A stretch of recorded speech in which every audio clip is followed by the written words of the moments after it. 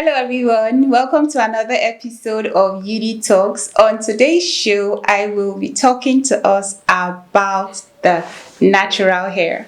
So, our natural hair is powerful, it's beautiful, it is rich, excellent, it communicates God's detailing in creating us as humans. So I invited a health expert who will talk to us about the natural hair and how to maintain a healthy natural hair. The natural hair, or the human hair, has been proven to be an indicator of our health. So your hair indicates how healthy you are. Yeah. So my guest is a natural hair consultant, an enthusiast. She helps people in navigating their natural hair journey, preferring solutions whenever they are faced with challenges. Please meet Racheal Abershi Doji. Yay! You're welcome, so Racheal. Thank you for coming to our show. I'm so It's honored. a privilege having you here, and you look beautiful. Oh, thank you. Thank you. Thank you for coming. So can you tell us about yourself and how you found passion in natural hair? Okay, my name is Rachael. Nigerian, African. Nigerian, African, Yep. Caribbean, Northern girl, original. Yeah, so I have been a huge lover of natural hair, like way back. Okay. It's something I've always loved. Like looking at someone, that's the first thing I just notice for some reason. Yes. Their hair? Yes, like the way the guy cuts his hair, the way his beards are, the way she packed her hair. Really? Does this hair fit her face? Stuff like that. So it was deep calling. Your purpose was calling you. Exactly. Yeah. So I've just been a lover of it, and I started paying attention like very well about 3 years ago. Yeah, so I have a multicolored hair, black and brown. But then for some reason, the brown was overshadowing the black. So I had to find out, okay, what is going on here? Are you all of a sudden becoming an albino? Do you understand? So I began to research, I began to read, and I found out the bad practices I've been keeping, for the time being. So I had to just retrace my steps. So I landed into natural hair. Awesome. Awesome. Yeah, so we all know that, the hair is a reflection of how healthy you are. Like you really see that your hair starts to fall off and all that. So can you tell us more about the human hair and our health? Okay, so our bodies are like, what we give to our bodies is what they will ultimately produce. So imagine feeding your body a lot of junk, stuff like that. So for the hair is like is the subset of a whole body. So whenever you just notice something's wrong with your body cannot start telling you, especially if it's an internal issue. So your hair will pick it first. That is how it is. So for instance, if you see someone with a dry, brittle hair, it's just clear that person does not hydrate. The person does not take water. The person does not drink water. Yes. And another issue could be hair thinning. Now, there are so many factors that are linked to hair thinning. But then an issue could be something they call PCOS. Now, PCOS is the polycystic ovarian syndrome. It is an issue whereby the hair begins to fall off and break and thin because the ovaries of the woman is not functioning properly. Is really altered. So because you don't get to see that part of you every day, the hair picks it. So it's not a call to now start running to get the next hair product to stop the thinning. And all of that. So it's now time to go see your doctor, and all of that. So another issue could be your thyroid, the thyroid gland. Now, the thyroid gland is responsible for producing hair via the endocrine system. So if your thyroid itself is having an issue, your hair will ultimately just keep falling off like that, basically. So just like I said, it's not a time to be running off to get this product or that product. It's time to really go see go seek medical help, basically. Yes. Yeah, that's awesome. And then also, like, stress and anxiety also plays a role in how the hair looks. Exactly. How the hair turns out. Yep. Yeah. Okay. So, when women get pregnant and then they finally give birth, right? Yeah. Women experience something called postpartum shedding. This happens like 4 to 5 months after the birth of the but child. they just say, oh, the baby went with the hair. That's what they told us in Nigeria or in Africa, really. Especially if the baby has a lot of hair. They'll just, yeah, true. Yes. But I don't know how true that is anyways. No, come on, it's just a myth. It's right. not, okay. So let's go with the fact that it's a myth. Yes, it's just superstition. I mean, which baby went with which hair? How did she collect the hair? So pregnancy could lead to hair loss. That's postpartum shedding now. And then when there's an issue of a loss of a loved one, when someone dies and the whole body shuts down, it could also affect the hair, because at that point you're not even thinking of taking care of you. You're just trying to pass through and get through this phase, really. So it's a lot of because face for the body. So the hair picks it too. Because you might lose appetite, eat less, sleep less too, and it affects our hair. So I guess from this, the take home would be to really have to pay attention to what we eat, and not just because of the hair, but because of the functionality of everything that makes the system function well. It's just that the hair is a very pronounced indicator. So instead of just letting your hair unhealthy and all that, we really need to pay attention to what we eat and our practices that promote hair growth. So can you tell us some of the foods that we can eat to have a good diet that works well for our hair? Okay, so I'll start by saying, you remember our 6 classes of food? Oh yes, carbohydrate, protein, fat and oil, water. Yes, exactly. That is where we will begin from. Okay. So the hair is part of the body. Please do not forget that. It is. So we are actually supposed to start to pay attention to the 6 classes of food, not in equal quantity, but just in the right proportions that is necessary for the body's growth and the body's health. So first off, I would say water. Water is just the foundation of a healthy body before we even get to the hair. Water is life. Water is life, and our science people tell us that 70% of water is embedded in the body. So it's really important that we hydrate. We drink a lot of water, right? So 20% of the foods we eat carry water. Should carry water. And then the remaining 80% should be by drinking water, just staying hydrated. That alone is really good for the body, and it's good for the hair. And then foods that have a high in water content are like watermelon, right? Spinach, pineapple, and all of that. So we should really pay attention to water.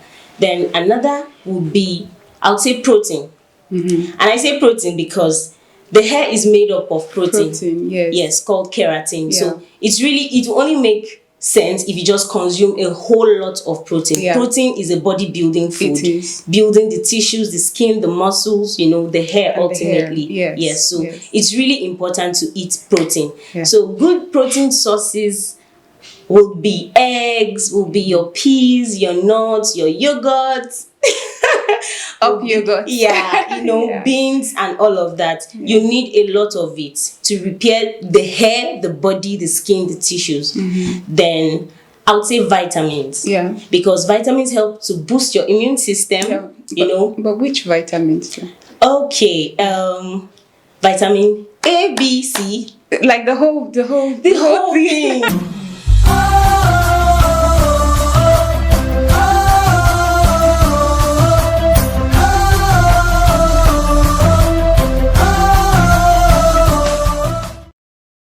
So it's really important that we take a lot of vitamins. Fruits, vegetables, vegetable salads, fruit juice. It's also really, really helpful for the hair. Yes. Those are really great. So let's talk about the big one, fat and oil. Oh dear. Yes. we are going to upset the weight loss gang. Yeah, but the body produces fat on its own. True. Meaning fat is not unhealthy. It's not harmful for the body. We just need to know what kinds of oils, what kind of foods that produce healthy oils, like your avocados.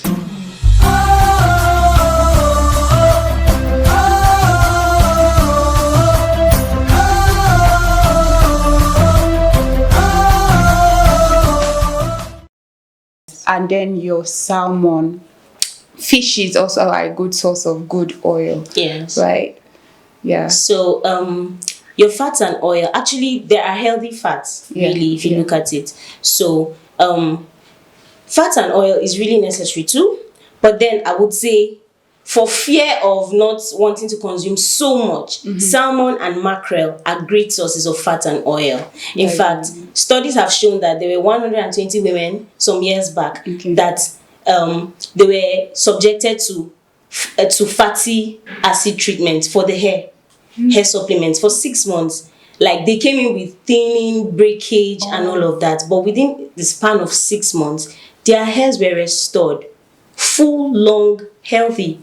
What was the diet? It was just fish supplement. Okay. Mackerel, salmon. Oh, wow. Just keep taking both the supplements, like food, and then just keep applying them on your hair. Awesome. And within 6 months, it was a wonder. So it took like 6 months. Yes. Okay. For them to achieve that. That's interesting. Yep.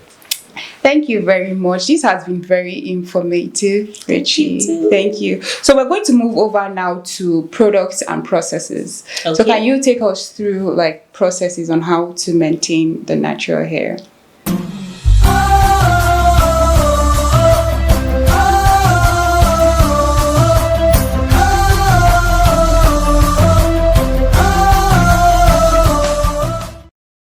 Okay. For processes, I'll start with processes because it's not really all about the products you use per se.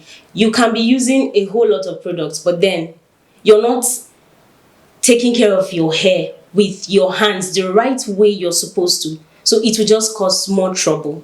So first, I'll say be patient. Yeah. Please be patient with everything in life. In life, yes, you need patience to achieve your results. Yes. So your hair too needs that patience. Really, be patient with your washing, your detangling, your regimen. Just be patient. Don't rush. It's amazing how that you have somewhere to go and you are trying to loosen your hair so quick, and then you just end up yanking a piece of it. Right? So just be patient. Take your time. And secondly, I would say, you should have a good regimen, a good hair regimen. Yeah. Basically. Okay, so what is a regimen? Take us through that. Okay. A regimen is, they are like set of practices, traditions that you subject your hair to achieve health and length, basically. It doesn't have to be something done on a wash day. Yes. Just general practices. Okay. Yes, that's what a regimen is. A good regimen can be, like an example, it would be like pre-pooing, shampooing. It would be like what? Pre-pooing. Pre-pooing. Yes. Okay, you will take us through each of these steps. Okay, so let me just run them through. Yes, yes. Pre-pooing, shampooing, deep conditioning, or conditioning basically, trimming if need be, and sealing, styling, and moisturizing. Okay, that is quite a regimen. Can you just take us through each of these steps? Okay. Like pre-pooing. Pre-pooing, okay. Pre-pooing is like doubling up your moisture with oils, basically. Not necessarily oils, but mostly oils, right? To ensure that moisture is not lost when you're washing your hair. That's what pre-pooing does. So pre-pooing basically is done with oils. You could use aloe vera, you could use honey, but a blend of oils can serve the purpose for pre-pooing. And pre-pooing doesn't have to be on every wash day. No, but I mean, when your hair is dry, rusty, it's needed, but it's not for every wash day. Okay. Then shampooing. Yes. Shampooing is just to shampoo your hair to wash. I think it's just to get a good shampoo that works for you. For you, yes. And then the conditioning too. Okay. Shampoo and conditioning. Conditioning. Okay, for conditioning, there are 3 types of conditioners. Okay. Yes. You have the rinse out conditioner. That's the normal one, the most common one that people know. Yes. So that one is just to put it in, leave for like 5 minutes and rinse it out. Yeah. No big deal about that. It just helps you make your hair soft, Softer, so that comb yes. can Exactly. go through. Yes. Then you have the deep conditioner. Now the deep conditioner, this is like an revitalized, will I say, product now that helps to restore dry hair, restore brittle hair, restore shine and moisture, basically. Okay. That is what your deep conditioner does. Yeah, and that's different from... That's different from the rinse out conditioner. Okay. And this one stays longer because it has to penetrate the hair shaft. Yes, and restore your hair's health, so elasticity. For how long? 30 minutes to an hour is fine. Oh, wow. Yes, but it shouldn't be left after that. Okay. Yes, it shouldn't be left after that. Then lastly, we have the leave-in conditioner. Just like the name implies, you leave it in. It's like your hair cream, but it's water-based for moisture's sake. Yes, so you just leave it in your hair, you comb, you style. That's it, basically. Awesome. Yes. That's nice. Okay, so let's talk about trimming. Okay. We also have to trim our hair? Yes, it's necessary. Okay. Yeah, I know it's kind of weird. I'm trying to grow my hair, but then I'm cutting it again. Yeah. But why do we have to? Okay, trimming.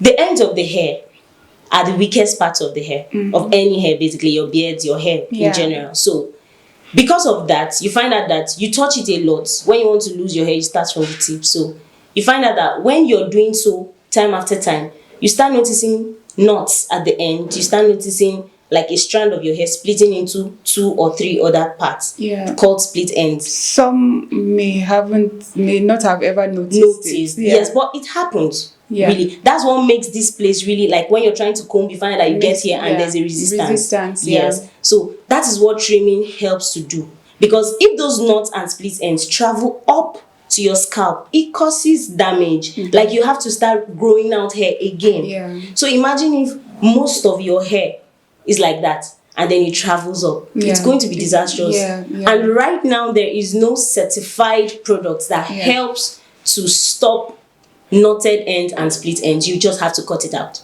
Yeah. Yes, so when you notice it, you cut it out. So trimming should be scheduled. When you just start noticing them, you just take it out. Okay, so I noticed protein treatments. Some people also include protein treatment as part of their wash routine. Okay, just like I said earlier, the hair is made up of protein. So protein treatment is using protein-based products on your hair to restore the protein, especially after a wash day, especially after a wash, really. So you just put your eggs, your mayonnaise, your honey, you could blend it in with a touch of leave-in conditioner of your choice, and then just put it like in a mask form, blend it and apply it, cover it up for a while, and then you rinse out. You will begin to notice almost instantly that your curls and your coils are popping out. Oh, yeah? Yes, and then you see that your hair will be elasticated. Okay. So do you do your protein treatments after your shampooing or before? You do it after. Okay. Yes, you do it after. Just right before you style it. Yes. You're sealing and styling. Yes, you do it after. Okay. Wow. This has been so awesome. Thank you so much, Rachael. You're welcome. Before I let you go, of course, we must talk about products. Okay. Yeah, so good products for our hair. Yeah. Okay. So good products for our hairs. Let's start by saying you have to know what works for you, please. You don't necessarily, no two people have almost the same hair type, really. So I would say that you have to observe.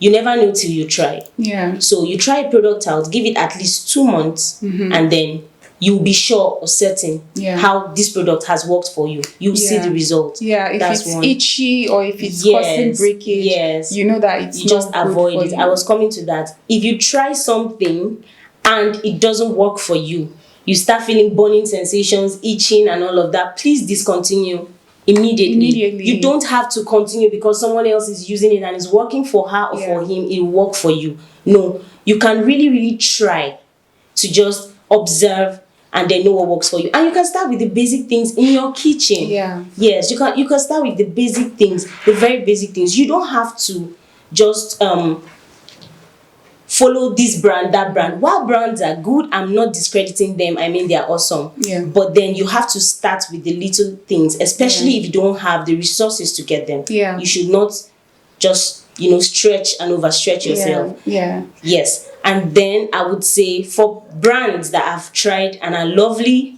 Cantu is a good product. Yep. And then Sheer Moisture, I personally love that. That is awesome. From the fragrance to what it does, it's really wonderful. Yeah. Then Afro by Nature is also good too, especially for our Nice. 4C, African textured hair. Yeah. It's really awesome. So these are just a few of my recommendations. You could try out other brands and see what works for you. Okay. Thank you, Racheal. Welcome. Before you go off, can you tell us a little, I know there's a lot out there, but a little about rice water treatment and also hot oil treatments? Okay, Yeah. rice water. Rice water. Rice water. Yes, please. So is it that you parboil the rice with your hair and everything? Absolutely not. Okay. Okay. Please tell us how that works. Oh, okay. Let me start this way, yeah? Okay, first off, there is no wrong way to make your rice water. There really is no wrong way. Some people prefer to boil the rice, parboil the rice, use the hot water. That particular one. Some people prefer to just wash the rice a little bit, then soak it up, for it to get the nutrients out of it. Okay. Then some people still prefer to boil and make the water ferment. What is it used for? Okay, rice water is very potent. It has antibacterial properties, antimicrobial properties, and then it helps to give shine to the hair. Okay. And for some people that I've had to talk to, they said it helps to make the hair softer. Okay. So rice water is really, really potent for the hair's growth. Oh, okay. Yes. So it's like it's not something that you do every time, right? Because of its potency. Well, you can do it as a leave-in. Oh, really? Yes, but some people prefer to leave it Won't it smell? No. If you're leaving it as a if you're using it as a leave-in, you have to add oils to it. Okay. Yes, so it doesn't smell. Yeah. Yes, and then so you're confident to just put it on your hair and go out. Oh, okay. Yeah. Awesome. So about the oils now. Okay. Okay, so hot oil treatment. Hot oil treatment is like having a blend of fruit salad and you want to eat it. Awesome. You know how you just be happy already about it and what does it do for your body. Yeah. So that's just what hot oil treatment is. It's getting different oils. Let's say your frankincense oil, coconut oil, almond oil, rose oil. Just blend it in together, like put all of them in one container, say an applicator bottle. Then you put it in a pot of boiling water, allow it to boil. Then when it's hot, you apply it to your scalp and your hair. Then you give yourself a good massage for like 5-10 minutes. Like a spa treatment. Exactly. For your hair. Yes. Awesome. It means like we really have to start being intentional about taking care of our hair. True. Yeah, we need to, get a good routine, a good regimen, patience and practices. You need to be able to handle your hair. Very and true. You don't just allow anybody touch your hair. You should have like a consistent hairdresser that helps you with your hair. Well, I hope you learned one or two things from today's talk show. Thank you so much, Racheal, for coming. Thank you so much for having me. Thank you. I'm going to leave you with this psych quote that persistence is the key to getting results. If you want to have a result, you have to be persistent, you have to be patient, you have to be consistent, and I can assure you, you will meet your targets. Thank you so much and please stay safe. See you next time. Bye.